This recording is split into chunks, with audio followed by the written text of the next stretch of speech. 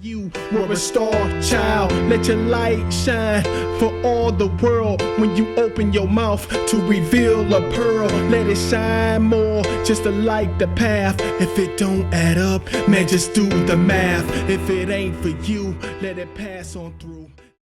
How you doing? This is Terry Wilson, aka yo boy, Brotha T, here with another one. So we like to call this channel T's Life Tree. And on T's Life Tree, we like to drop pine cones of wisdom. Now, if you don't know what that is, just stick around, stay on the channel, you'll get it. First, before we get into it, I need you to I need you to subscribe. And when you like and subscribe, I can continue to give you these pine cones of wisdom that I know you love so much, because you love your man, Brotha T, right? And you love the wisdom, you love the knowledge, right? So let's get right into it. Today, we're going to start our series on the 48 laws of power, based on the very awesome book by my man, Robert Greene. Okay. And I'm going to show you the book. This is a real book. And you can see I've been reading it. You see how the pages, you see how the cover is. This is how you know you're using a book, okay? So this is not me just making up stuff or just typing some stuff into, a search engine, and I'm just piggybacking off of somebody else's information. We're really going to go through the 48 laws of power. And what I'm going to do, I'm going to read the law. I'm going to read the quick summary of the law. I'm going to give you his example of what he used to talk about it, and then I'm gonna try to give you an example in my life where it's come into play. Okay, I'm going to try my best. It's going to be hard with all 48 because I don't know if I experienced all of them, but while I was reading this book, I noticed that I had experienced with a lot of them. So we're going to start with rule number 1. So rule number 1 is never outshine the master. And don't forget, these are the 48 Laws of Power, is the book by Robert Greene. So the very first law number 1, never outshine the master. This is a big one, very important. All right, so Robert Greene writes, always make those above you feel comfortably superior. In your desire to please or impress them, do not go too far in displaying your talents, or you might accomplish the opposite. Inspire fear and insecurity. Make your masters appear more brilliant than they are, and you will attain the heights of power. For the example, he used Louis XIV. They call him the Sun King. They used him as an example. Okay, so King Louis's finance minister had died, okay? And then Nicolas Fouquet wanted to be his successor.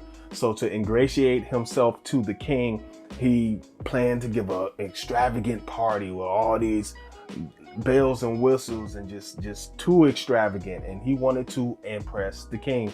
And what he did instead, he impressed the king so much that the king got threatened, and that got him in trouble, y'all.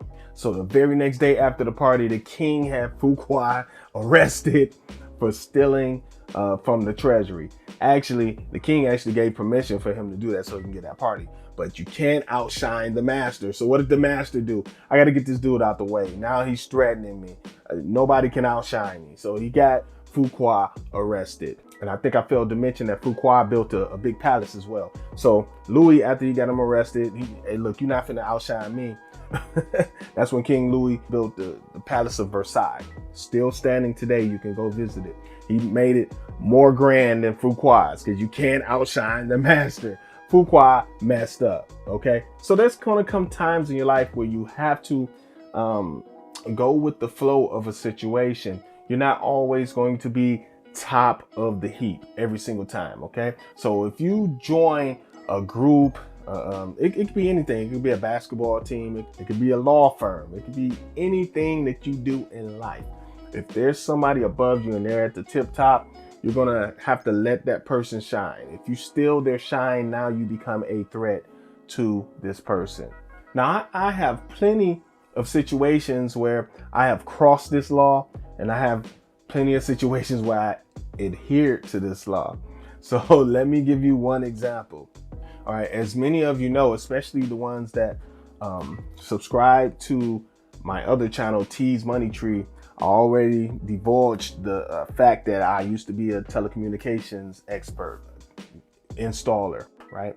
I installed cable, internet, phone, internet, security cameras, all the whole thing. Anything that has to do with networking, I did it. So there was one supervisor I had. Now, I've always been a very technical person. You know, anything that has to do with media, anything digital, I know about it. Anything that has to do with any kind of IP or anything technical, I can grasp it. Just let me look at it for a while and I'll get it. Either that or I've already done it. So upon getting this new position doing these security cameras and such, there are situations where the technicians will meet in the morning and we will kind of discuss things and go over certain new ways we can tackle some of the issues we see when we're out in the field. And, you know, I got to a point in a position where I would come there daily with information to make everybody on the team better. And by the team, I'm talking about my fellow technicians that were going out to the field. But the supervisor started feeling a certain kind of way because I used to do it frequently, to the point where I could have ran the meeting, right? Now, I wasn't smart enough back then to realize what I was doing. So I just kept doing it over and over again. What ended up happening? He ended up sabotaging me. So we started some new type of work. Now, I'm probably going to date myself a little bit, but this is when the digital phone came out with the cable system, right? The IP phones. Yeah, I dated myself. So what? Okay, so we were having meetings, and in the meetings, I would come with all types of information to the point where I could have just ran the whole meeting. Like the supervisor didn't even have to at that point. I was not smart enough then to realize what I was doing. What I was doing, I was alienating the supervisor, okay? Now, by me doing that day by day and not realizing what I was doing, I didn't realize that he was going to go behind my back and do certain things, okay? Now, I don't talk against management too much because honestly, a lot of times when you don't move up in the company, you have a lot to do with it. But in this case, this happened. So, so when it came time for me to be promoted or moved up, he put little roadblocks in front of me. He took technicians that were considered my inferior, bumped them above me. When it came time to get new trucks, I stayed in the old trucks. The new guy just came into the company 5 months. He got a new truck. I've been there for years, didn't get one. You know, stuff, little things like that. He couldn't out and out fire me because I made myself an asset to the company. So they couldn't just walk me out the door. But he could do those little things to kind of punish me for being Mr. Smarty Pants, right? And I didn't realize it then. Now I would be a little smarter, you know, and that's why I suggest that every single person on this earth learn how to play chess. I didn't say you have to be a chess master, just learn how to play, because you learn to think 1 or 2 moves ahead. And if you are interacting with a person that's not thinking 1 or 2 moves ahead, you have the upper hand no matter how good of a player you really are. Just learn how to play in general. It'll help you. Even women, learn how to play chess. Very important. Going back as a chess player now, what would I have done? In some of those situations, I would let the meeting go on, maybe said a few things, and maybe pulled my supervisor to the side and said, hey, you know, I got some stuff at the next meeting that I can present, you know what I mean? And here's the stuff here. And I can make it seem like it's kind of his idea, but it's kind of not. And that way, if you do that, you don't show him up to the rest of the people.